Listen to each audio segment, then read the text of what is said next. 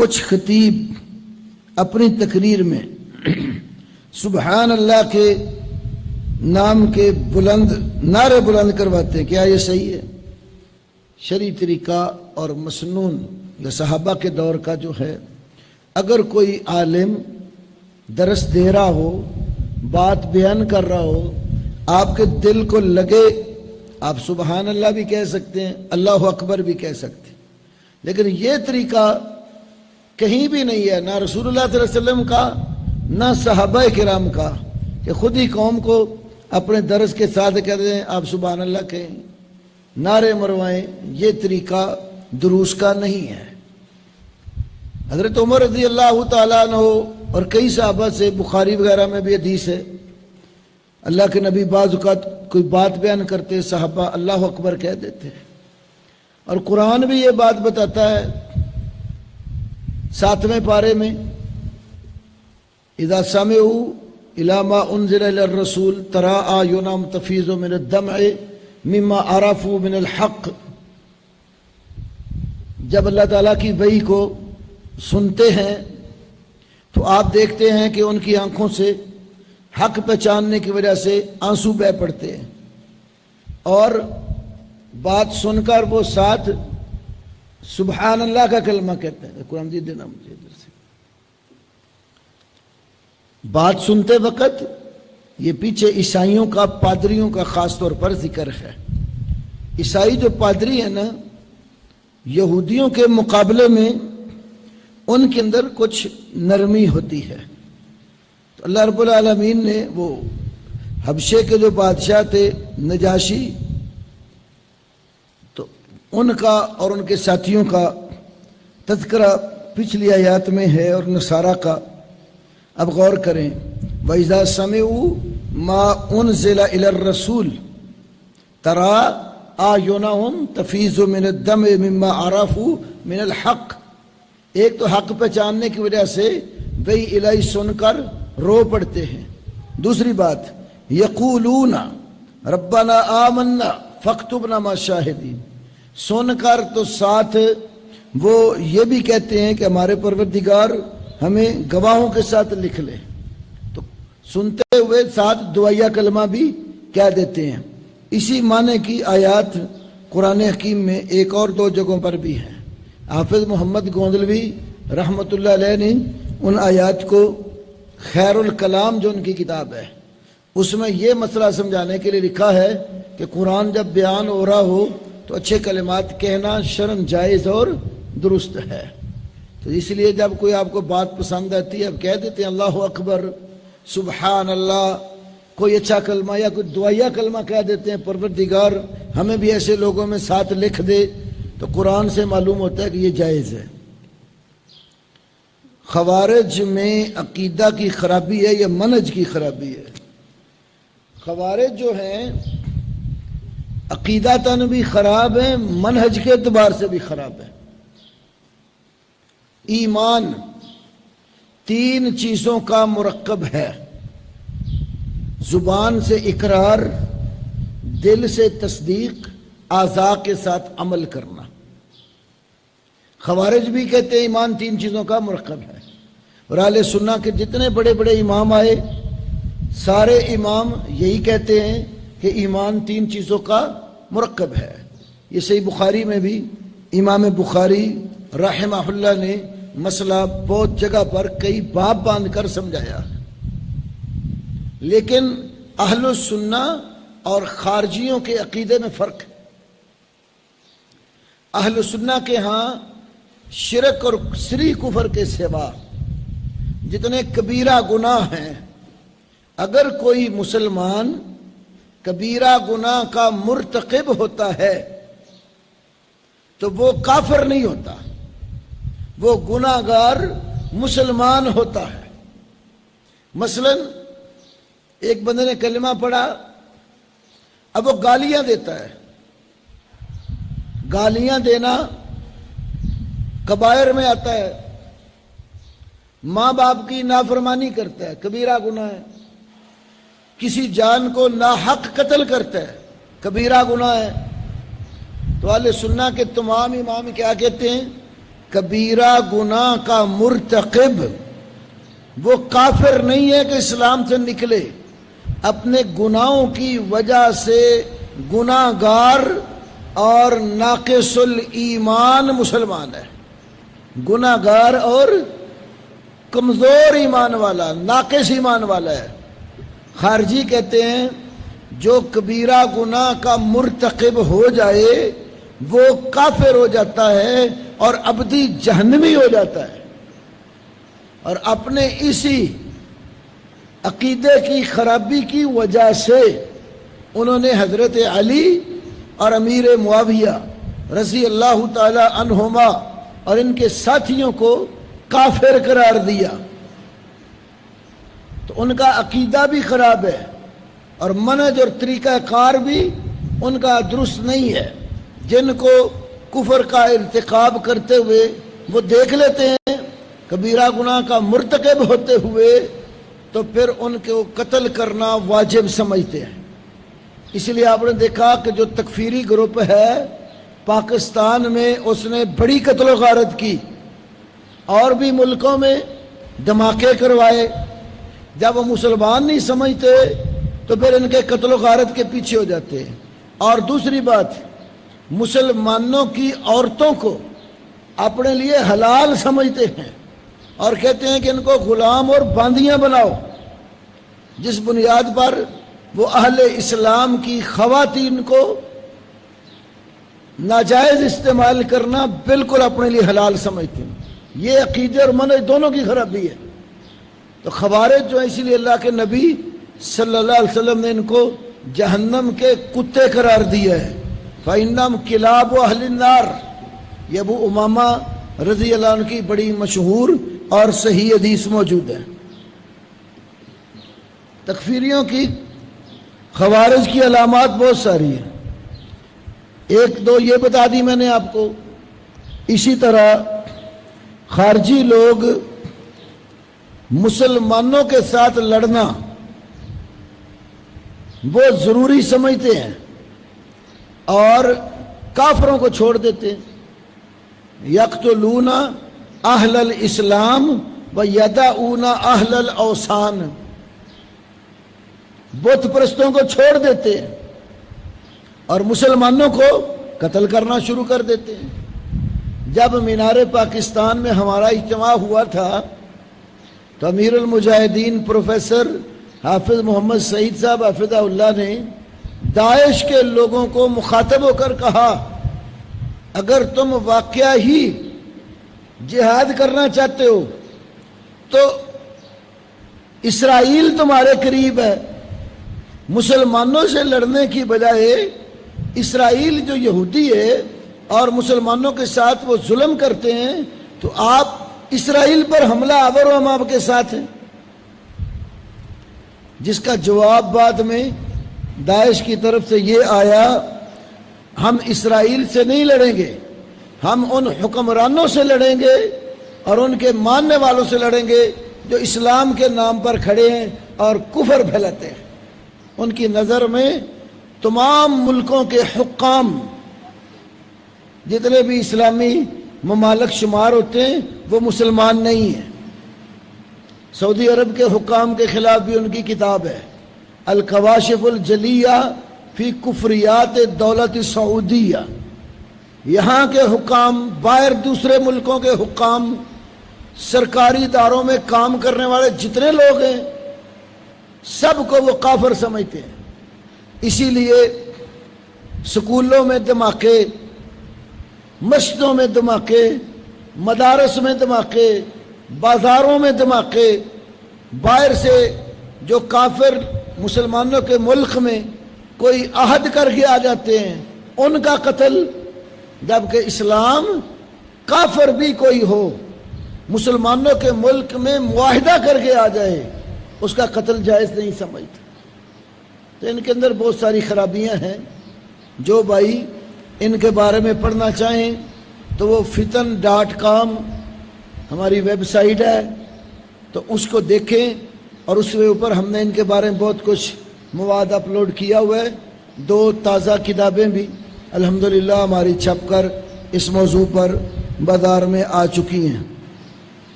اگر شادی میں رکاوٹ ہو، یعنی جب رشتہ طے ہو اور ٹوٹ جائے، تو قرآن و حدیث کے حوالے سے وظیفہ بتائیں۔ کسی نے سورۃ اخلاص 121 بار پڑھنا بتایا۔ سورۃ اخلاص کے عدد کا تعین کرنا کہ اس کو اتنی بار پڑھو، یہ کوئی کتاب و سنت میں وارد نہیں ہوا۔ حضرت عبداللہ بن جعفر طیار رضی اللہ عنہ جن بچیوں کا رشتہ باہر کرنا ہوتا تو ان کو ایک وظیفہ سکھاتے تھے۔ یہ سنن نبی داود میں پریشانیوں کے وظائف میں ہے، تو وہ وظیفہ آپ لوگ بھی پڑھیں جن کا یہ مسئلہ ہے۔ لا الہ الا اللہ الحلیم الکریم، سبحان اللہ رب العرش العظیم، والحمد للہ رب العالمین۔ لا الہ الا اللہ الحلیم الکریم، سبحان اللہ، اللہ اکبر۔ تو یہ جو وظیفہ میں نے عرض کیا ہے، یہ ابو داود میں پریشانیوں کے جو وظائف ہیں ان کے اندر موجود ہے، اور یہ جو حصن المسلم دعاؤں کی چھوٹی کتاب ہے اس کے اندر بھی ہے، تو اس کو یاد کر لیں۔ انگوٹھی میں کون سا پتھر ڈالنا جائز ہے؟ ہمارے ہاں عوام میں پتھروں کے ساتھ کچھ اعتقادات وابستہ ہیں، تو لوگ پوچھتے ہیں کون سا پتھر ڈالا ہوا ہے، یہ فیروزہ ہے یا کوئی اور ہے؟ تو اس کی کوئی حقیقت نہیں ہے۔ بغیر ان اعتقادات کے اپنی مرضی سے کوئی بھی پتھر، کوئی بھی نقینہ آپ اپنی انگوٹھی میں ڈال سکتے ہیں، لیکن اس کے ساتھ کوئی عقیدہ، کوئی تاثیر وابستہ نہیں ہے۔ رسول اللہ صلی اللہ علیہ وسلم کی ایک انگوٹھی میں مسلم کی حدیث ہے، حبشے کا پتھر لگا ہوا تھا، تو کوئی بھی آپ پتھر ڈال سکتے ہیں۔ اور آپ کی انگوٹھی کا ایک مقصد مہر بھی تھا، اس پر محمد الرسول اللہ لکھا ہوا تھا، اوپر لفظ اللہ، نیچے لفظ رسول، اس سے نیچے لفظ محمد صلی اللہ علیہ وسلم۔ جب بھی کوئی خط لکھتے تھے آپ مہر لگاتے تھے۔ تو انگوٹھی پہننا شرعاً جائز اور درست ہے۔ ہاں، سونے کی انگوٹھی مرد کے لیے حرام ہے، چاندی کی پہن سکتے ہیں، اور اس کا کوئی وزن بھی مقرر نہیں ہے۔ جو ایک مسکال 4.5 ماشے وزن والی روایت ہے وہ درست نہیں ہے، لا تتمہ مسکال۔ تو جتنی بھی ہو انگوٹھی پہنی جا سکتی ہے، چاندی کی پہن لے تب، یا چاندی اور کسی اور دھات کی مکس ہو پھر بھی کوئی حرج نہیں ہے۔ نسائی میں ایک حدیث ہے، رسول اللہ صلی اللہ علیہ وسلم کی ایک انگوٹھی تھی، تو ملوی علیہ من فضہ، چاندی کے ساتھ اس کے اوپر ملمس سازی اور کڑھائی وغیرہ کی ہوئی تھی۔ بندہ گجرات کا رہائشی ہو، لاہور میں نوکری کرتا ہو، 1 یا 2 ہفتے بعد واپس چلا جاتا ہو، تو نماز قصر کرے گا یا پوری؟ جہاں بندے کی رہائش ہوتی ہے، ٹھکانہ، وہاں وہ مقیم ہوتا ہے، اس سے باہر جب نکلتا ہے تو وہ مسافر ہوتا ہے۔ اب ہفتہ رہتا ہے، 2 ہفتے رہتا ہے، مسئلہ اختلافی ہے کہ کتنے دن گھر سے باہر رہے تو مسافر بنتا ہے۔ یہ بات صحابہ کرام میں بھی اختلافی ہے۔ اس اختلاف کا سبب یہ ہے کہ رسول اللہ صلی اللہ علیہ وسلم نے خود سفر کی مدت اور دنوں کا تعین اپنے ارشاد سے نہیں کیا۔ جس صحابی نے رسول اللہ صلی اللہ علیہ وسلم کے ساتھ جتنا سفر کیا اس نے بیان کیا کہ میں اللہ کے نبی کے ساتھ تھا، آپ نے 48 میل سفر کیا، 12 برد، تو آپ نے قصر کیا۔ آپ نے اس سے اوپر سفر کیا تو قصر کیا، آپ نے وہ 3 فرسخ مسلم میں سفر کیا تو قصر کیا۔ اب 3 فرسخ 21.5 کلومیٹر کے قریب بنتا ہے، کم از کم آپ سے یہ منقول ہے۔ دن کتنے رہے؟ مکہ فتح کیا 19 دن رہے، قصر پڑی۔ تبوک میں گئے 20 دن رہے، قصر پڑی۔ رسول اللہ نے تعین نہیں کیا۔ جس نے وہ 48 میل والی حدیث سنی اس نے سمجھ لیا کہ 48 میل حد ہے۔ جس نے 21.5 کلومیٹر والی حدیث سنی اس نے سمجھا کہ یہی حد ہے، جبکہ رسول اللہ صلی اللہ علیہ وسلم نے مقرر نہیں کیا۔ تو ہمیں جو بات صحیح معلوم ہوتی ہے وہ یہ ہے، بندہ جب تک گھر سے باہر سفر کی حالت میں رہتا ہے وہ مسافر ہے۔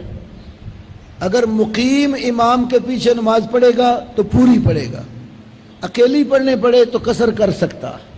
لیکن یہ بھی یاد رہے سفر میں قصر کرنا افضل ہے، پوری پڑھنا بھی جائز ہے۔ امی عائشہ رضی اللہ عنہا رسول اللہ صلی اللہ علیہ وسلم کے ساتھ سفر میں تھیں، آپ صلی اللہ علیہ وسلم نے 2 رکعت نماز پڑھی قصر کی، امی عائشہ نے پوری پڑھی۔ نسائی میں یہ روایت منقطع سند سے ہے، لیکن سنن دارقطنی میں موصولاً مروی ہے۔ کہنے لگی یا رسول اللہ آپ نے نماز قصر پڑھی ہے اور میں نے پوری پڑھ لی ہے۔ فرمایا قد احسنت یا عائشہ، اے عائشہ تم نے بھی اچھا کام کیا ہے۔ ناجائز ہوتا تو منع کرتے کہ تو نے غلط کیا ہے، یہ نہیں کہا، فرمایا تم نے بھی اچھا کام کیا ہے۔ تو معلوم ہوا پوری پڑھنا بھی جائز ہے، قصر افضل اس لیے ہے کہ رسول پاک صلی اللہ علیہ وسلم نے پڑھی ہے۔ ورنہ اگر کوئی شخص متردد ہے، شبہ میں ہے کہ قصر کروں یا پوری پڑھوں، پوری پڑھ لے۔ پوری پڑھنے میں تو کوئی شبہ نہیں ہوتا، شبہ تو آتا ہے قصر میں۔ جب کسی مسئلے میں شک پیدا ہو جائے تو شک چھوڑ دینا چاہیے، یقین والی صورت کو لے لینا چاہیے۔ روزہ کی حالت میں اگر کوئی آدمی کوئی چیز بھول کر کھا رہا ہے تو اس کو بتا دے یا اس کو کھانے دے تاکہ خود یاد آ جائے۔ شریعت نے اس بارے میں کوئی قید نہیں لگائی کہ آپ اس کو بتائیں یا نہ بتائیں۔ شریعت میں اتنا ہی مسئلہ ذکر ہوا ہے کہ بھول کر اگر کوئی چیز کھا پی لیتا ہے تو اس کا روزہ نہیں ٹوٹتا، اللہ نے اس کو کھلا پلا دیا ہے۔ اب اس کو یاد خود آ جائے، کوئی دوسرا یاد کروا دے، یاد آ جائے اسی وقت چھوڑ دے۔ تو یاد آنے سے پہلے پہلے وہ کھا رہا ہے، پی رہا ہے، روزہ نہیں ٹوٹے گا، یہ اللہ کی طرف اس کو رخصت ملی ہے۔ دوسرا سوال ہے خلا کیا ہے؟ اگر ایک عورت اپنے خاوند کو اقمار دے کر چلی جائے، اگر خاوند قبول نہ بھی کرے تو کیا اسے خلا ہو جائے گا؟ خالی عورت کے چلے جانے سے خلا نہیں ہوتا۔ خلا جب مرد عورت کو طلاق نہیں دیتا، عورت طلاق لینا چاہتی ہے، تو عورت جب خود طلاق حاصل کرتی ہے اس کو خلا کہا جاتا ہے۔ اب یہ خلا کیسے واقع ہوگا؟ اپنے آپ سامان اٹھائے اٹھ کے چلی جائے تو خلا ہو جائے گا؟ ایسے نہیں ہوگا۔ وہ خامند اس کو طلاق دے گا، وہ خامند کو حق مار واپس کر دے۔ خامند نہیں دیتا عدالت کی طرف رجوع کرے گی، قاضی اور جج مسلمانوں کا آدمی سے طلاق دلوائے گا، وہ نہیں بھی دیتا قاضی فیصلہ کر دے گا۔ رسول اللہ صلی اللہ علیہ وسلم کے پاس خلے کا جو کیس آیا وہ ثابت بن قیس رضی اللہ تعالی عنہ کی اہلیہ کا آیا۔ اللہ کے نبی کے پاس آئی اور کہنے لگے یا رسول اللہ میں اور ثابت دونوں کٹھے نہیں رہ سکتے۔ وجہ پوچھی، خامند کا کوئی عیب نہیں بتایا، ایک بات کہی انا اکرہ الکفر فی الاسلام، میں اسلام میں کفر کو ناشکری کو پسند نہیں کرتی۔ یہ بات کہہ کر کہا کہ میں اس سے نہیں رہ سکتی۔ یہ بھی اس کے نیک ہونے کی علامت ہے۔ ورنہ جب خلع کی نوبت آتی ہے تو بیبیاں خامدوں کا سب کچھ ہی جو ہوتا ہے بیان کر دیتی ہیں، یا خامن طلاق دینے پہ آتا ہے تو وہ بھی جو منہ میں آئے کہہ دیتا ہے۔ نیک عورت تھی، کہا میں کفر اسلام کی حالت میں پسند نہیں کرتی۔ آپ نے ثابت کو بلایا اور کہا جو حق مار ایک باغ انہوں نے دیا ہوا تھا تو نے اس کو دیا ہے تو اس سے باغ وہ واپس لے لے اور اس کو خلا دے دے۔ اس نے پھر باغ لے لیا اور اس کو طلاق دے کے فارغ کر دیا۔ تو خامن طلاق دے یا حاکم وقت دونوں کے درمیان فیصلہ کر دے، پھر خلا واقع ہو جاتا ہے۔ بغیر طلاق دیے یا خامن نہیں دے رہا تو قاضی اور جج کے فیصلے کے بغیر عورت خود چلی جائے وہ خلا نہیں ہوگا۔ تیسرا سوال ہے تصویر کا شرعی حکم۔ جو تصویر بلا ضرورت شرعی بنائی جائے وہ اسلام میں جائز نہیں ہے۔ تصویر شرعی طور پر دینی لحاظ سے کسی کا اگر فائدہ ہے یا شدید مجبوری ہے تو جتنی ضرورت ہے اتنی بنوائی جائے۔ مثلا آپ نے شناختی کارڈ بنوانا ہے، تصویر کے بغیر چارہ نہیں ہے۔ پاسپورٹ بنوانا ہے، تصویر کے بغیر چارہ نہیں، یہ حکومت نے لاگو کیا ہوا ہے۔ نوٹ آپ کے جیب میں ہے، اس میں تصویر بنی ہوئی ہے، اس کو باہر نکال کر بھی آپ نماز پڑھنے آئے تو نہیں رکھ سکتے، یہ مجبوریاں ہیں۔ اس صورت میں تصویر جتنی ضرورت ہے اتنی بنائی جائے۔ ایسے ہی دینی کاموں کے لیے اگر فائدہ ہوتا ہو تو اس کے لیے بھی تصویر استعمال کر سکتے ہیں۔ اس کے لیے دو دلیلیں ہیں۔ ایک دلیل یہ ہے امی عائشہ صدیقہ رضی اللہ تعالی عنہا نے اپنی سہیلیوں کے ساتھ کھیلنے کے لیے گھر میں گڑیاں وغیرہ رکھی ہوئی تھیں تو ان کے اندر ایک گھوڑا بھی بنایا ہوا تھا، پردے کے پیچھے تھی، نسائی وغیرہ میں حدیث ہے۔ رسول اللہ صلی اللہ علیہ وسلم گھر تشریف لائے، پردہ ہٹا تو پوچھا عائشہ یہ کیا ہے؟ کہنے لگے یا رسول اللہ یہ گھوڑا ہے، گھوڑے کے پر بنے ہوئے تھے۔ ہمارے یہاں بھی بچوں کے لیے اس طرح کی چیزیں بنتی ہیں تو پر شر لگے ہوتے۔ آپ نے پوچھا عائشہ گھوڑے کے بھی پر ہوتے ہیں؟ تو کہنے لگی سلیمان علیہ السلام کا جو گھوڑا تھا اس کے پر نہیں تھے؟ آپ صلی اللہ علیہ وسلم بڑا ہنسے تو آپ نے اس گھوڑے کو، حالانکہ مجسمہ ہی تھا نا، گھر سے نہیں نکالا۔ اس حدیث کی شرح میں فتح الباری میں بھی، مسلم کی شرح امام نووی کی اس میں بھی، قاضی ایاز کی شرح مسلم اکمال المعلم میں بھی، امام قرطبی کی شرح مسلم المفہم میں بھی یہ لکھا ہوا ہے کہ بچیوں کے لیے امور خانہ داری میں تربیت کرنے کے لیے یہ چیزیں استعمال ہوتی ہیں، تو اس سے ان کو تربیت میں فائدہ ہوتا ہے، تو اسلام نے اس کو برقرار رکھا۔ تو جتنا دینی یا تربیتی فائدہ ہو اتنی مقدار کی تصویر استعمال ہو سکتی ہے، اس سے زائد نہ بنائی جائے۔ اب ایک اور مسئلہ جدید دور کا پیدا ہو گیا، وہ ہے یہ کیمرے کی تصویر۔ کیمرہ تصویر نقل کرتا ہے، ثبت کرتا ہے۔ ہمارے ہاں شروع میں جماعت الدعوہ کے اندر کیمرہ بھی استعمال نہیں کرتے تھے۔ حافظ سعید صاحب اس کے خلاف تھے، بٹوی صاحب اب بھی ہیں، اور بھی کئی علماء، لیکن جماعت میں چند علماء اس کو جائز سمجھتے تھے اور وہ حافظ صاحب کی وجہ سے بولتے نہیں تھے۔ میں تو شروع سے ہی 1996 سے ہی دعوتی پروگراموں میں اس کو استعمال کرتا رہا ہوں اور اس کو جائز سمجھتا رہا ہوں۔ بہرحال پھر وہ الجزیرہ ٹی وی والوں نے ایک دفعہ حافظ صاحب کو کہا کہ آپ انٹرویو دیں۔ حافظ صاحب کہیں ادھر بیک سائڈ پہ آپ کیمرہ لگا لیں، سامنے سے نہیں۔ انہوں نے بڑا اصرار کیا، خیر آپ سب نہ کرتے رہے۔ پھر ایک دن مرید کے میں میٹنگ ہوئی، امیر حمزہ صاحب نے حافظ صاحب کو کہا حافظ صاحب اس مسئلے پر ایک دفعہ علماء میں کھل کر بات کر ہی لیں، چونکہ حمزہ صاحب بھی جائز سمجھتے تھے، مکی صاحب بھی اس کو جماعت میں جائز سمجھتے تھے۔ تو حافظ صاحب انہیں کہنے لگے آپ بات نہ کریں، میں کسی اور اس کو کہتا ہوں۔ تو انہوں نے مجھے بلا کر کہا کہ آپ یہ مسئلہ چھیڑیں۔ خیر میں نے مسئلہ ذکر کیا، کچھ بزرگ علماء بڑے غصے میں بولنے لگ گئے۔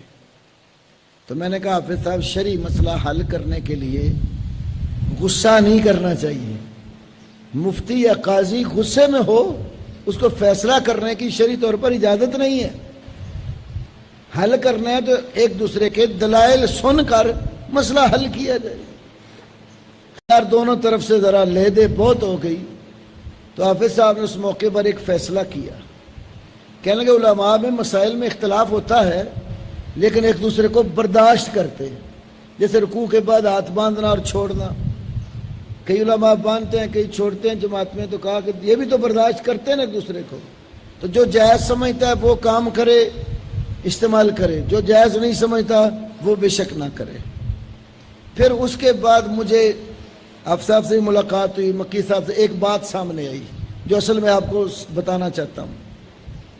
سعودیہ میں حافظ صاحب گئے تو مولانا صفی الرحمان مبارک پوری رحمۃ اللہ علیہ بہت بڑے عالم تھے، ان کی کتاب الرحیق المختوم بالخصوص سیرت کے عنوان پر عالمی مقابلہ ہوا تھا، تو سب سے پہلے نمبر پر ان کی کتاب آئی تھی۔ پھر وہ یہاں سے انڈیا سے سعودیہ چلے گئے تھے، تو مکی صاحب اور حافظ صاحب جب وہاں گئے نا، مکی صاحب حافظ صاحب کو کہتے ہیں کہ تم ہمیں پاکستان میں بولنے نہیں دیتے، آج مولانا مبارک پوری صاحب کے ساتھ آپ کی گفتگو کروانی۔ تو بات ہوئی تو حافظ صاحب کہنے لگے حدیث میں آتا ہے جب کہ جو بندہ تصویر بناتا ہے جب تک اس تصویر میں روح نہیں ڈال لیتا وہ جنت میں داخل نہیں ہوگا۔ مولانا مبارک پوری فرمانے لگے حافظ صاحب اس کیمرے والی تصویر پر یہ حدیث فٹ نہیں ہوتی۔ کس طرح؟ دیکھیں ہماری بات ریکارڈ ہو رہی ہے، میں بول رہا ہوں یا میرے اعضاء کچھ جسم کے حرکت کر رہے ہیں تو سب نوٹ ہو رہے ہیں۔ اگر کوئی بندہ مرا ہوا ہو تو کیمرہ اس کے اندر روح ڈال کے دکھا سکتا ہے؟ یہ اللہ نے جو بندے میں روح ڈالی ہے وہی اس روح کی وجہ سے بول رہا ہے، حرکات کر رہا ہے۔ کیمرے نے تو اللہ کی ڈالی ہوئی روح کو محفوظ کیا ہے، تو اس میں تو وہ نئی روح ڈالنے کا مسئلہ ہی نہیں ہے۔ بندہ فوت ہو جاتا ہے، دنیا سے چلا جاتا ہے، اس کے بعد بھی جب ہم کیمرہ کیسٹ سی ڈی آن کرتے ہیں وہ حرکت کرتا نظر آتا ہے، بولتا نظر آتا ہے، خاندان برادری میں بیٹھا ہوا ہے باتیں کرتا نظر آتا ہے، تو کیا کوئی آدمی ایسے شخص کو فوت ہونے کے بعد زندہ کر کے دنیا میں اسی طرح چلتا پھرتا تقریریں کرتا جمعے پڑھاتا دکھا سکتا ہے؟ تو اس میں وہ مسئلہ ہی پیدا نہیں ہوتا۔ تو مبارک پوری صاحب نے حافظ صاحب کو خاموش کرا دیا۔ مکی صاحب کہنے لگے اب تو پھر مسئلہ حل ہو گیا۔ تو حافظ صاحب نے اس وقت ان کو کہا تم چھوٹے ہو میں بڑا ہوں، تو جو مسئلہ یہاں کا یہاں ہی رہے، پاکستان جا کے یہ بات نہیں کرنی۔ پھر جب یہ مزید پھر کیمرے اتنے زیادہ آ گئے، ان کیمروں سے بچنا بھی مشکل ہے۔ اب تو اتنے کیمرے آ گئے، یہ گھڑی ہے نا، بندہ سمجھے گا کہ اس نے گھڑی پہنی ہوئی ہے، گھڑی کے اندر کیمرہ لگا ہوا ہے جو آپ کی آواز بھی ریکارڈ کرتا ہے، آپ کی ویڈیو بھی بنا رہا ہے، اور کسی کو پتہ نہیں ہوتا کہ وہ ان کی ویڈیو بن رہی ہے اور ریکارڈنگ ہو رہی ہے۔ اتنے باریک قسم کے کیمرے آگے کوئی بچنا چاہے بھی تو بچ نہیں سکتا۔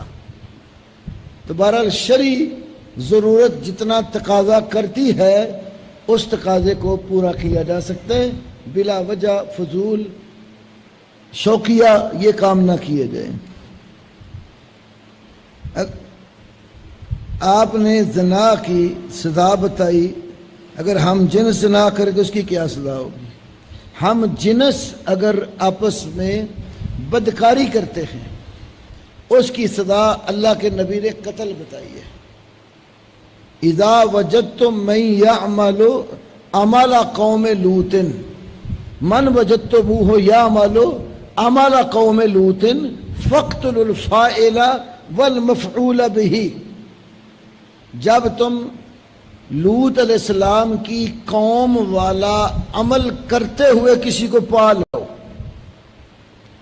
تو پھر کرنے والے اور کروانے والے دونوں کو قتل کر دو۔ اس روایت کے صحیح ہونے پر ایک بڑی مفصل بحث پیر سید بدیع الدین شاہ صاحب راشدی رحمۃ اللہ علیہ نے لکھی، القندیل المشعول، یہ ان کی کتاب کا نام ہے، القندیل المشعول، شعلے سے، یہ اقتل الفاعل والمفعول والی حدیث کی صحت پر، تو حدیث میں اس کی سزا قتل وارد ہوئی ہے۔ کیا نبی صلی اللہ علیہ وسلم سے 8 رکعت نماز تراویح 1 رکعت وتر ثابت ہے؟ اگر نہیں تو جو پڑھتے ہیں ان کے پاس کیا دلیل ہے؟ اصل بات یہ ہے، رات کی نماز جس کو قیام اللیل عام طور پر کہتے ہیں، رمضان کی نسبت سے قیام رمضان کہتے ہیں، عام طور پر آپ کا معمول وہ 11 رکعت تھا۔ صحیح بخاری کتاب و صلاۃ التراویح میں ام المومنین عائشہ رضی اللہ عنہا کی حدیث ہے، ما کان رسول اللہ صلی اللہ علیہ وسلم فی رمضان ولا فی غیرہ علی 11 رکعہ۔ رسول اللہ صلی اللہ علیہ وسلم رمضان میں بھی اور رمضان سے ہٹ کر بھی رات کی یہ جو نماز ہے 11 سے زائد نہیں پڑھتے تھے۔ ایک قولی حدیث ہے، صلاۃ اللیل مسنا مسنا فاذا خشی احدکم الصبح فلیصلی رکعۃ واحدہ توتر لہ ما قد صلی۔ رات کی نماز 2 رکعت ہے، جب کسی کو صبح کے فوت ہونے کا ڈر ہو تو 1 رکعت جو ہے نا وہ ساتھ وتر پڑھ لے تو رات کی ساری نماز وتر اور طاق ہو جائے گی۔ 9 رکعت جو ہیں یہ ایک حدیث غالباً ابو یعلا میں ہے اور امام ذہبی نے بھی ذکر کر کے اس کی سند کو وسطن کہا ہے۔ حضرت تمیم داری بیان کرتے ہیں کہ گھر میں عورتوں کو 8 رکعت اور پھر 1 وتر پڑھایا انہوں نے، تو اللہ کے نبی صلی اللہ علیہ وسلم نے اس پر خاموشی اختیار کی اور ان کو منع نہیں کیا، جس سے معلوم ہوتا ہے کوئی 9 رکعتیں بھی پڑھتا ہے تو حرج نہیں ہے۔ عام معمول 11 کا تھا۔ اب بعد میں آنے والے کئی علماء نے یہ رات کی نماز کو نفلی سمجھ کر تو اس کی تعداد میں اضافہ کیا، کچھ 20 پڑھنے کے قائل ہو گئے، کوئی 40 پڑھنے کے قائل ہو گئے، کوئی 36 پڑھنے کے قائل ہو گئے۔ مختلف خطوں علاقوں میں مختلف جو ہے تعداد کے ساتھ لوگ پڑھنے لگ گئے۔ تو اللہ کے نبی صلی اللہ علیہ وسلم کی جو سنت اور طریقہ ہے وہ وہی ہے جو میاں شاہ نے بیان کی ہے۔ باقی اگر کوئی نفل سمجھ کر اس سے زیادہ بھی پڑھتا ہے تو نفلی نماز کے اندر اسلام نے کوئی پابندی عائد نہیں کی، مسنون عدد اس کا وہی ہے جو صحیح بخاری میں آ گیا ہے۔ ایک آدمی عمرے کے لیے جاتا ہے، پہلا عمرہ کرتے ہیں، دوسرا عمرہ کرنے کے کہاں سے احرام باندھے گا؟ اس کی 2 صورتیں، یا تو جس ہوٹل میں ہے، جس جگہ رہ رہا ہے ادھر سے احرام باندھ لے، اس کی بھی گنجائش ہے۔ صحیح بخاری میں حدیث ہے، آپ نے 5 میقات مقرر کیے، فرمایا ہننا لہننا ولمن اتا علیہننا، یہ جو ان میقاتوں کے پاس لوگ بسنے والے ہیں ان کے لیے ہے، اور جو لوگ ان میقاتوں کی طرف سے آئیں گے ان کے لیے یہ جگہ ہیں، یہاں سے احرام باندھ کر آگے جائیں۔ ومن دونہن، جو لوگ ان میقاتوں سے اندر ہے، من حیث انشأوا حتی اہل مکہ من مکہ، جہاں سے چاہیں وہ باندھ لیں، یہاں تک کہ مکے والے مکے سے باندھ لیں۔ من یرید الحج والعمرہ، یہ حکم ان لوگوں کے لیے جو حج اور عمرہ کرنے کا ارادہ رکھتے ہیں۔ تو حج اور عمرہ جس نے بھی کرنا ہو، جو حدود میقات سے اندر چلے گئے ہیں، جہاں ہیں وہیں سے احرام باندھ لیں۔ دوسری صورت، حدود حرم سے باہر نکل کر احرام باندھ کے آئے، اور سب سے قریبی حد حرم کی جو آگے ہل کی صورت شروع ہو جاتی ہے وہ تنعیم ہے، جس جگہ پر آج مسجد عائشہ ہے۔ تو مسجد عائشہ سے بھی احرام باندھ کر عمرہ کر سکتا ہے۔ امی عائشہ صدیقہ نے خود رسول اللہ صلی اللہ علیہ وسلم کی وفات کے بعد بھی تنعیم سے، جعرانہ سے اور جوفہ سے عمرہ کیا ہے۔ اور عبداللہ بن زبیر نے اپنے دور حکومت میں مکے میں اپنے خطبے کے اندر بھی لوگوں سے کہا کہ تنعیم سے تم عمرے کر لو۔ تو یہ آثار مصنف عبدالرزاق میں، موطا امام مالک میں اور تاریخ مکہ امام ازرقی کی جو ہے ان میں مختلف جگہوں پر موجود ہیں۔ ایک آدمی اپنی بیوی کو طلاق دیتا ہے، پھر رجوع کر لیتا ہے، اسی طرح اس نے تیسری طلاق دے دی، اب اس کے پاس جانے کا کوئی راستہ شریعت میں ہے؟ جب اللہ کی حدیں پوری کر دیں تو اب شریعت میں کون سا راستہ نیا پیدا ہونا ہے؟ تیسری طلاق کے بعد عورت مرد کے لیے حرام ہو جاتی ہے۔ فَإِن طَلَّقَهَا فَلَا تَحِلُّ لَهُ مِن بَعْدُ حَتَّى تَنْكِحَ زَوْجًا غَيْرَهُ، اگر تیسری طلاق بھی دے دے اس کے بعد عورت اس مرد کے لیے حلال نہیں رہتی۔ اب ایک صورت جو جواز کی ہے وہ ہمارے ماحول میں رائج صورت سے ہٹ کر ہے۔ وہ عورت کسی دوسرے آدمی سے گھر آباد کرنے کی خاطر جیسے پہلے سے شادی کی تھی، طلاق لینے کی نیت نہ ہو، گھر بسانے کے لیے رغبت کے ساتھ شادی کر لے، وہ بستے رہے، زندگی میں کبھی ناچاقی ہو گئی اور اس مرد نے طلاق دے دی، یا عورت نے خلا لے لیا، یا وہ بندہ فوت ہو گیا، عدت گزار کر یہ بیوہ ہو گئی، یا وہ مرتد ہو گیا، کافر ہو گیا، نکاح ٹوٹ گیا، اس مرد سے جو شرعی طور پر جدائی کی شکلیں ہیں وہ پیدا ہو جائیں، اب اس کے بعد پہلا شوہر یہ عورت اگر یہ سمجھتے ہوں کہ اب اللہ کی حدوں کو قائم رکھ سکیں گے پھر شادی کرنا چاہیں تو کر سکتے، اس کے سوا کوئی راہ، یہ چانس ہی ہوتا ہے، ورنہ دوسری جگہ جا کر آبادی ہو جاتی ہے، بعض اوقات بچے ہو جاتے ہیں، ساری زندگی ادھر گزر جاتی ہے۔ تو ایسا کوئی چانس کسی کے لیے پیدا ہو جائے تو جواز کی صورت ہے، ورنہ نہیں ہے۔ روزے کی حالت میں شوگر چیک کرنے سے روزہ تو نہیں ٹوٹتا، شوگر چیک کرنے سے خون نکلتا ہے نا، جسم سے خون نکلنے سے روزہ نہیں ٹوٹتا۔ صحابہ روزے رکھ کر جنگوں میں، جہاد میں رہے، زخم آتے تھے، خون نکلتے تھے، لیکن روزے ان کے نہیں ٹوٹے۔ بچہ بالغ ہو جائے تو شادی وہ خود کرے یا ماں باپ پر فرض ہے؟ خود بھی بالغ ہو جائے، کرنا چاہے تو کر سکتا ہے، ماں باپ اس کے شادی کر دیں تب بھی ٹھیک ہے۔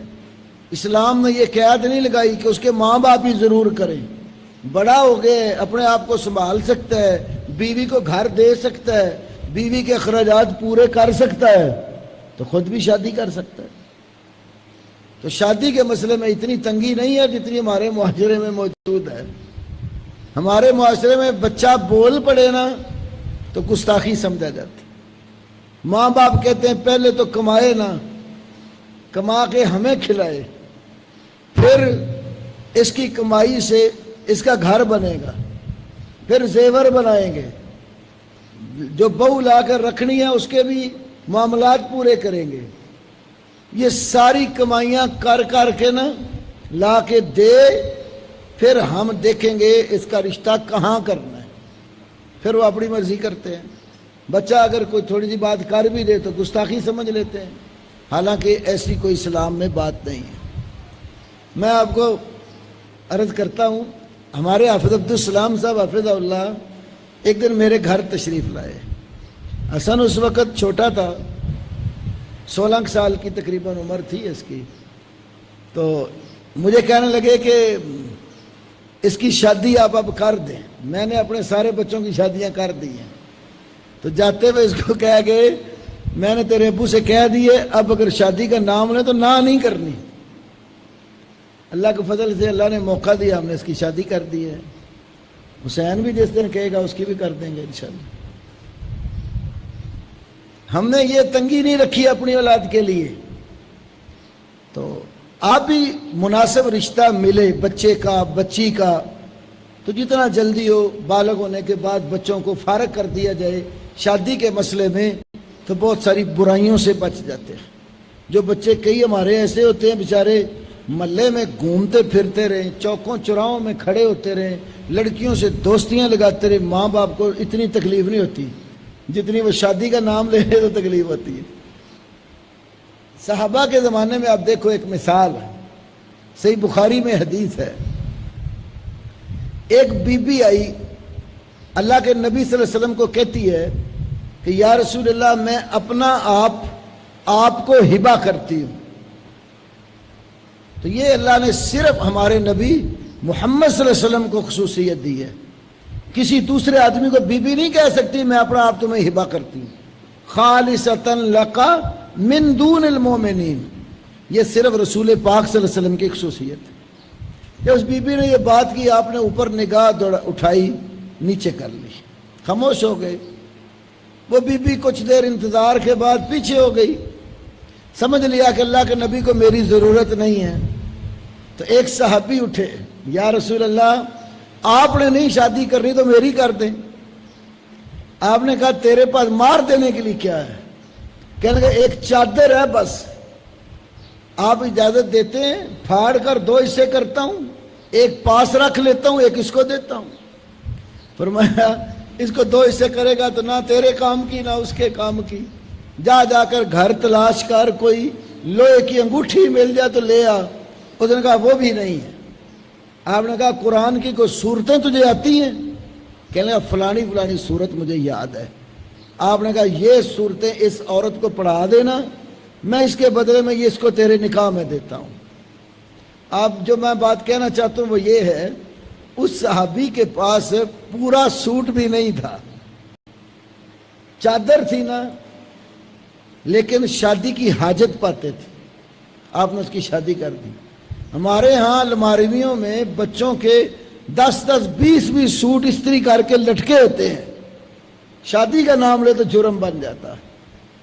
تو شادی یہ مسلمان بالغ لڑکے کی ضرورت ہے، بالغ بچی کی ضرورت ہے.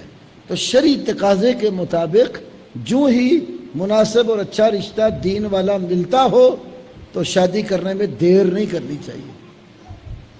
مجھے تو کوئی کہے نا کہ میں نے شادی کروانی ہے تو میں کہتا ہوں میں تیرے ماں باپ سے سفارش کر سکتا ہوں تیری، اور اگر خود مختار ہے تو پھر کوئی دائیں بائیں رشتہ بھی ڈھونڈنے کی کوشش کر سکتے. تو شادی اسلام کا ایک حکم ہے جو بندے کی نگاہ کو بھی نیچے کرتا ہے اور شرمگاہ کی حفاظت بھی ہوتی ہے. اگر کوئی شخص نمازی کے آگے سے گزرے تو سزا کیوں رکھتے ہیں؟ اس لیے حدیث میں اس کی وضاحت موجود ہے. اس کو روکا وہ نہیں رکا تو فرمایا اس سے لڑنا پڑے تو لڑ، وہ شیطان ہے. یہ صحیح بخاری میں حدیث موجود ہے. اسی لیے فرمایا نمازی کے آگے سے نہ گزرو. اگر 40 تک بھی انتظار کرنا پڑے تو کرو. اب آپ نے کیا کہا 40 دن کا، 40 سال کا، 40 مہینے کا، 40 گھنٹے کا، اس سے بخاری والی حدیث خاموش ہے. بعض اہل علم ذکر کرتے ہیں کہ امام بزار نے 40 خریفاً کے لفظ بیان کیے. یہ بھی امام بخاری کے دور کے عظیم محدث تھے. 40 سال تک انتظار کرنا پڑے. یہ اصل میں تاکید ہے اس بات کی، ورنہ 40 سال کہاں ہوتے ہیں. مقصد یہ ہے کہ اتنا لمبا بھی آپ کو بیٹھنا پڑے، بیٹھو، نمازی کے آگے سے نہ گزرو. منع قرار دی ہے. تو جو آگے سے روکنے کے باوجود نہ رکے فرما اس سے لڑو، وہ شیطان ہے۔ آگے سے کوئی حد نہیں بتائی گزرنے کی، ستھرا رکھنے کی حد بتائی ہے۔ شریعت نے یہ بتایا کہ آدمی اور اس کے سترے کے درمیان 3 ہاتھ کا فاصلہ ہو، یہ نہیں کہا 3 ہاتھ کے آگے سے گزر جائے۔ نمازی کے آگے جہاں تک پتہ چل رہا ہے کہ نماز پڑھ رہا ہے، میں اس کے سامنے ہوں تو مجھے نہیں گزرنا چاہیے۔ ہمارے اندر سعودی عرب میں حرم میں لوگ بالکل پرواہ نہیں کرتے، یہ بھی غلط ہے، لیکن بعض اوقات رش اتنا زیادہ ہوتا ہے کہ آپ کنٹرول نہیں کر سکتے، تو وہاں کی اور مجبوری ہے۔ ہماری مسجدوں میں یہ مجبوری نہیں ہے۔ ہمیں نماز پڑھتے وقت پہلے تو سترے کا خود خیال رکھنا چاہیے۔ رسول اللہ صلی اللہ علیہ وسلم نے فرمایا لا تصلی الا الی سترہ، صحیح ابن خزیمہ کی حدیث ہے کہ سترے کے بغیر نماز نہ پڑھو۔ بخاری میں صحابہ جب مسجد میں آتے تھے کانوا یبتدرون الی الاسطوانہ، ستونوں کے پیچھے جلدی جگہ لیتے تھے تاکہ ستون کے پیچھے ہو کر نماز پڑھے۔ سترے کا لحاظ رہے، سترے کا آپ خیال کریں تو یہ مسئلہ ہی پیدا نہیں ہوتا۔ مسئلہ اس وقت پیدا ہوتا ہے جب ہم سترے کا لحاظ نہیں کرتے۔ تو آپ مسجد میں آئیں، یا تو ستون کے پیچھے ہو کر نماز شروع کریں، یا آپ اگلی صف میں آ جائیں، 2 مسئلے حل ہو جائیں گے۔ پہلی صف کی فضیلت بھی مل جائے گی، دیوار آپ کے آگے سترا بھی بن جائے گی، کسی کے گزرنے کا مسئلہ ہی نہیں بنے گا۔ تو 2 منٹ صبر نہیں کر سکتے، 40 سال جو بتایا ہے، بھاگنے کی بڑی فکر ہوتی ہے۔ کئی لوگ نا مسجد میں آئیں گے بالکل اینڈ پہ جائیں گے سب سے پہلے۔ بھئی اللہ کے بندو، ٹائم نکال کے مسجد میں آ گئے تو چند منٹ صبر نہیں کر سکتے؟ 40 سال کیوں بتایا؟ ہم 40 سیکنڈ بھی بیٹھنے کو تیار نہیں ہو رہے، گناہ ہے بہت بڑا۔ کیا نماز تراویح میں قرآن پکڑ کر قرات سن سکتے ہیں؟ قرآن پکڑ کر امام کی قرات سننے کی کوئی دلیل موجود نہیں ہے۔ پڑھنے کی ایک دلیل ہے، وہ بھی رسول اللہ سے نہیں۔ صحیح بخاری باب امامت العبد والمولا، حضرت عائشہ رضی اللہ عنہ کا ایک غلام تھا جس کا نام تھا زکوان۔ تو زکوان جب انہیں امامت کرواتا تھا مصحف قرآن کھول کر اس میں سے قرات کر لیتا تھا۔ تو یہ ایک دلیل ہے پڑھنے کی، وہ بھی سننے کی کوئی دلیل نہیں ہے۔ سننے کے اللہ نے کان دیے، دھیان کان امام کی طرف کرو، اذا قرئ القرآن فاستمعوا لہ وانصتوا، کان سننے کے لیے دیے ہیں۔ تو اس لیے پیچھے کھڑے ہو کر جو قرآن پکڑ کر کھڑے ہونے کی عادت ہے نا، کوئی دلیل نہ قرآن میں ہے نہ سنت رسول میں ہے، نہ ہی مجھے اپنی حد تک کوئی آثار صحابہ سے بھی ایسا اثر نہیں ملا۔ چوری کے لباس میں نماز ہو جاتی ہے۔ حرام کام جب کیے جاتے ہیں نا تو حرام کھانے پینے پہننے سے عبادت قبول نہیں ہوتی۔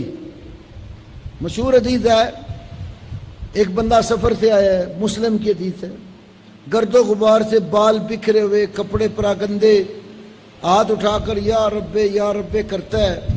آپ نے فرمایا کہ مطعمہ حرام و مشربہ حرام و ملبسہ حرام و غذی بالحرام انا یستجاب لہ، کھانا حرام کا اس کا، پینا اس کا حرام کا، لباس اس کا حرام کا، غذا اس کو حرام کی دی گئی، تو دعا کہاں قبول ہو؟ دعا عبادت، تو عبادت ضائع ہو جاتی ہے جب حرام کھائے پیے پہنے۔ اگر آپ کو کوئی گالی دے تو اسے کل سزا ملے گی۔ اگر کوئی گالی دے، آپ نے جواب نہیں دیا، معاف بھی نہیں کیا، تو اس کو اس کی سزا ملے گی۔ اس حدیث پر ہی غور کر لو۔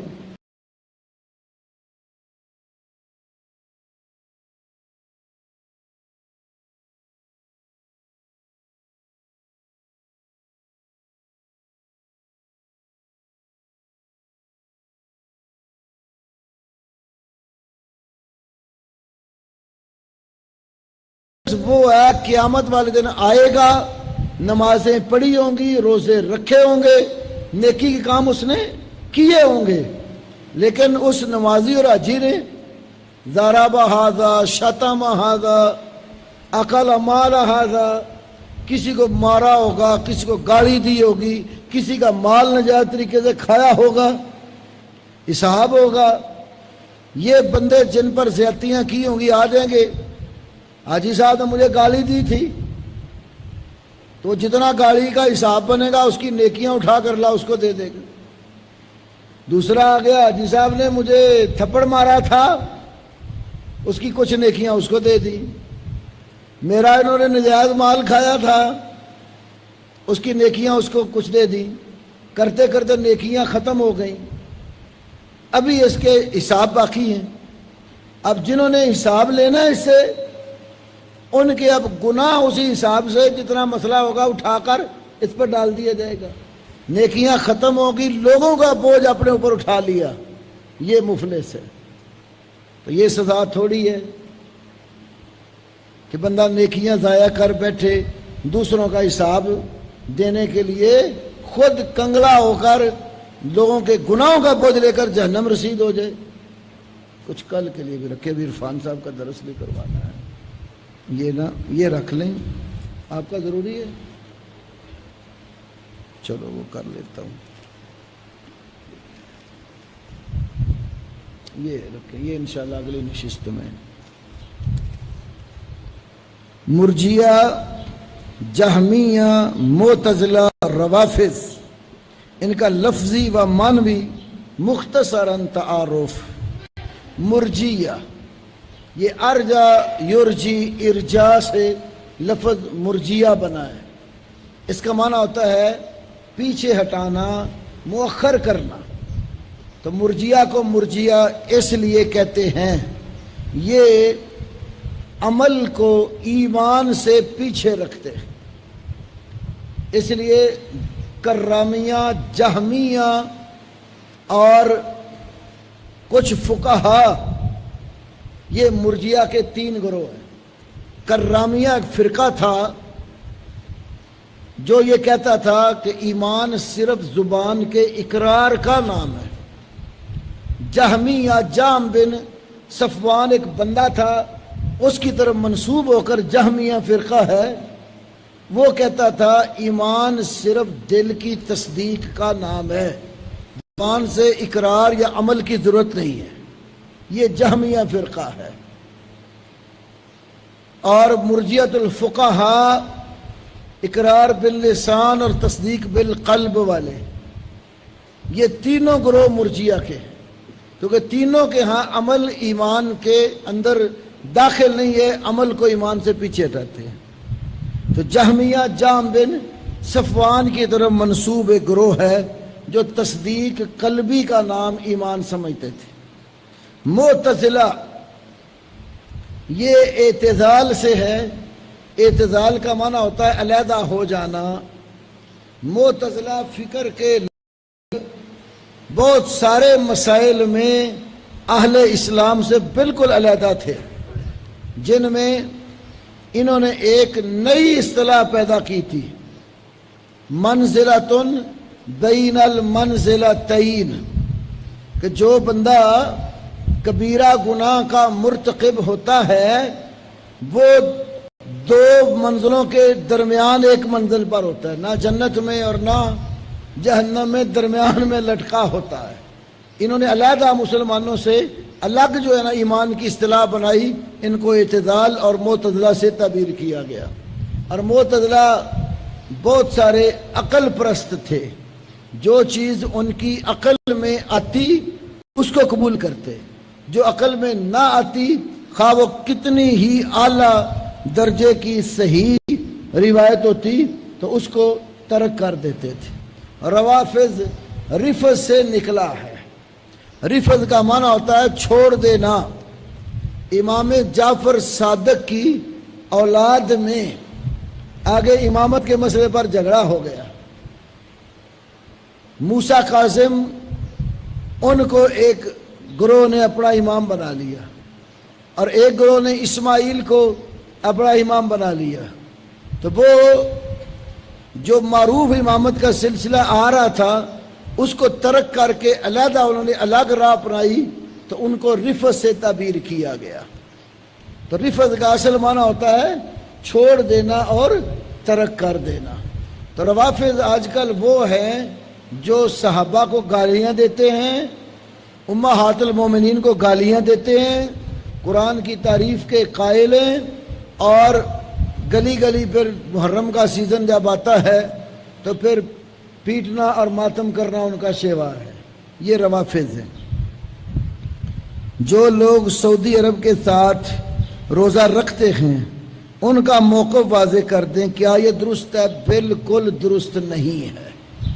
اللہ نے چاند کی منزلیں بنائی ہیں اور ہر خطے اور علاقے والوں کو اپنے خطے اور علاقے میں چاند کی رویت کرنی چاہیے، کیونکہ اللہ کے رسول نے فرمایا صوموا لرؤیتہ وافطروا لرؤیتہ، چاند دیکھ کر روزہ رکھو، چاند دیکھ کر روزہ چھوڑو۔ مسلم، ترمذی اور ابن ماجہ میں ایک حدیث ہے، اس پر باب جو باندھا گیا وہ بھی اس مسئلے کو واضح کرتا ہے۔ لِكُلِّ أَهْلِ بَلَدٍ رُؤْيَتُهُ، ہر خطے علاقے ملک والوں کی اپنی رویت ہے۔ عبداللہ بن عباس کے زمانے میں شام اور مدینہ ان کی رویت میں فرق تھا۔ شام والوں نے ایک دن پہلے چاند دیکھ لیا تھا، تو ایک بندہ اور اس نے کہا کہ میرے معاویہ اور ان کے ساتھیوں نے چاند دیکھ لیا تھا فلاں تاریخ کو، تو آپ ان کی رویت کا اعتبار نہیں کرتے؟ تو ابن عباس نے کہا تھا بھی ہمیں حکم یہ ہے صوموا لرؤیتہ وافطروا لرؤیتہ، ہم نے چاند نہیں دیکھا۔ تو اگر مدینہ اور شام والوں کی رویت کا فرق ہو سکتا ہے تو پاکستان اور سعودیہ کا کیوں نہیں ہوگا؟ 2 گھنٹے کا فرق ہے۔ اور چاند پہلے دن کا جب نکلتا ہے، اگر آپ تجربہ کریں 45 منٹ سے زیادہ نہیں رہتا، 45 منٹ حد زیادہ رہتا ہے، اس کے اندر ڈوب جاتا ہے، پھر وہ اگلی منزل کو روانہ ہو جاتا ہے۔ دوسرے دن پھر اس سے زیادہ واضح نظر آتا ہے، پھر تیسرے دن آئے روز اس کی روشنی میں اضافہ ہوتا چلا جاتا ہے۔ جیسے جیسے منزلیں طے کرتا جاتا ہے تو چاند بڑا ہوتا چلا جاتا ہے۔ تو پہلے دن کا چاند زیادہ سے زیادہ نکلے تو 45 منٹ رہتا ہے۔ اب کراچی کا اور ہمارا آدھے گھنٹے کا فرق ہے۔ کراچی کی ہماری رویت ایک ہے، کیونکہ 45 منٹ کے بعد چاند بدلتا ہے نا، تو سعودیہ کے ساتھ تو ہمارا 2 گھنٹے کا فرق ہے، تو ہماری رویت ایک کیسے ہو سکتی ہے؟ پھر تعجب ہے کہ یہ جھگڑا نہ صرف رمضان میں ہی پڑتا ہے، باقی 12 مہینے 11 مہینے کبھی ہم نے یہ جھگڑا نہیں سنا۔ عید کے موقع پر بھی عید الاضحیٰ اکٹھی ہو جاتی ہے، اور عید الفطر میں 2 3 عیدیں بھی ہونے لگ گئی ہیں۔ تو یہ کوئی مسئلہ نہیں ہے۔ رویت حلال کمیٹی والوں کو بڑے صبر تحمل سے چاند کی رویت کی شہادت اور گواہی لے کر فیصلہ کر دینا چاہیے۔ رویت اور شہادت مل گئی ہے صحیح، تو چاند کا فیصلہ کر دے تو ہمیں اس کا لحاظ کرنا چاہیے۔ کیا جمعہ کا خطبہ دوران خطبہ لکھا جا سکتا ہے؟ سماعت کرنا چاہیے اور سن کر، یا ریکارڈر لگا دیں، ریکارڈ ہو جائے تو بعد میں نوٹ کر لیں۔ جمعہ کے 2 خطبے میں کون سے خطبے درمیان مکمل خاموشی کا حکم ہے؟ دونوں خطبوں کے درمیان ہی خاموشی ہے۔ یہ نہیں ہے کہ ایک میں خاموشی اور دوسرے میں نہیں ہے۔ مطلق طور پر خطبے کے درمیان ثم ینصت اذا تکلم الامام، بخاری میں ہے کہ جب امام گفتگو کرے تو پھر لوگوں کو خاموش ہونا چاہیے۔ عورت بدکاری کرے تو لیان کا قاعدہ دیا گیا، مرد شادی شدہ بدکاری کرتا پکڑا جائے تو کیا حکم ہے؟ پکڑا جائے، 4 گواہیاں موجود ہوں یا جرم کا اقرار کر لے تو اس کے لیے رجم کی سزا ہے۔ عورت اس کے ساتھ رہنا چاہتی ہے، نہیں رہنا چاہتی، خلا لے کے علیحدہ ہو جائے۔ شریعت نے باندھ کے نہیں رکھا اس کو، جیسے مرد کو پابند نہیں کیا کہ عورت اگر وہ کوئی ایسے کام کرتی ہے جو مرد کی مرضی کے خلاف ہے تو اس کو ضرور رکھے، فارغ کرنا چاہیے، فرق کر دے۔ اگر رکھنا چاہتا ہے صبر تو عمل سے نصیحت کرتا رہتا ہے، تب بھی اس کی مرضی ہے۔ ایک صحابی نے ایک دفعہ کہا یا رسول اللہ، میری جو عورت ہے نا، لا ترد ید لامس، کسی چھونے والے کے ہاتھ کو رد نہیں کرتی، فرمایا اس کو فارغ کر دے۔ تو تو کہنے لگے اس سے مجھے محبت ہے، تو فرمایا پھر برداشت کر، رکھ لے اس کو۔ اب اس کا کیا مطلب ہے؟ اس میں علماء نے مختلف معنی بیان کیے، جن میں سے ایک معنی یہ بھی کیا گیا ہے کوئی بندہ بھی گھر سے آ کر چیز مانگتا ہے، اٹھا کر دے دیتی ہے، کسی مانگنے والے کی بات کو رد ہی نہیں کرتی ہے، لاپرواہی کرتی ہے۔ ایک اور بھی معنی کرتے ہیں، وہ میں نہیں کروں گا۔ کچھ لوگوں کا کہنا ہے کہ جب مختلف فرقوں کے عقائد پر بات ہوتی ہے، بہت سے لوگ دوبارہ نہیں آتے، جنہیں ہم بڑی مشکل سے قرآن سننے کے لیے لائے ہوتے ہیں۔ بات یہ ہے، فرق کا رد اور ان کی گمراہی بیان کرنا یہ بھی کتاب و سنت کا تقاضا ہے۔ اگر گمراہی بیان نہیں کی جائے گی تو آپ کو صراط مستقیم کی حقیقت معلوم نہیں ہوگی، یا معاشرے میں پائی جانے والی جو گمراہیاں ہیں آپ اس کا شکار ہو جائیں گے۔ تو آپ کا کام صرف دعوت دینا ہے، سمجھانا ہے۔ اب اگر کسی کو بٹھا کر باندھ کے رکھنا آپ کا کام نہیں ہے۔ اللہ نے نبی علیہ السلام کو کہا لست علیہم بمسیطر، آپ ان کے اوپر دروغے نہیں لگے ہوئے۔ اور باس تمیز کی قرآن نے اجازت دی، جادلہم باللتی ہی احسن، ان لوگوں سے سب سے بہتر طریقے سے جدال اور جھگڑا کرو۔ تو باس کرنا اچھے انداز سے اس کی کتاب و سنت میں اجازت ہے، اور گمراہی کو واضح کرنا بھی کتاب و سنت کا تقاضا ہے۔ تو آپ صرف محبت اور پیار سے دعوت دیں، کوشش کریں۔ اگر کوئی پھر بھی نہیں آتا تو آپ ذمہ دار نہیں ہیں اس کے، آپ کا کام صرف داعی بننا ہے۔ اللہ نے رسول اللہ صلی اللہ علیہ وسلم کو جب کہا لست علیہم بمسیطر، تو میں اور آپ کون ہیں؟ تو اللہ ہمیں صحیح عمل کی توفیق دے۔ ابھی انشاءاللہ کچھ دیر عرفان بھائی بھی لیں گے، آ جائیں، کیونکہ پورا 1 گھنٹہ 16 منٹ پڑھے، 15 منٹ پہلے آپ کو انشاءاللہ چھوڑیں گے تاکہ افطاری کا اہتمام کریں ہم۔ تو بھی تھوڑا سا سبق تفسیر کا یا جو وہ کہنا چاہتے ہیں وہ آپ سنیں۔ کل بھی انشاءاللہ پڑھائیں گے آپ کو میری جگہ پر۔ میرا گلا بہت خراب ہو گیا، میں ایک دن ریسٹ کروں گا۔ شام کو پھر یحییٰ صاحب کا پروگرام ہے، تو کل کا درس پہلا انشاءاللہ عرفان بھائی، اور پچھلا درس انشاءاللہ یحییٰ عرفی صاحب کا ہوگا۔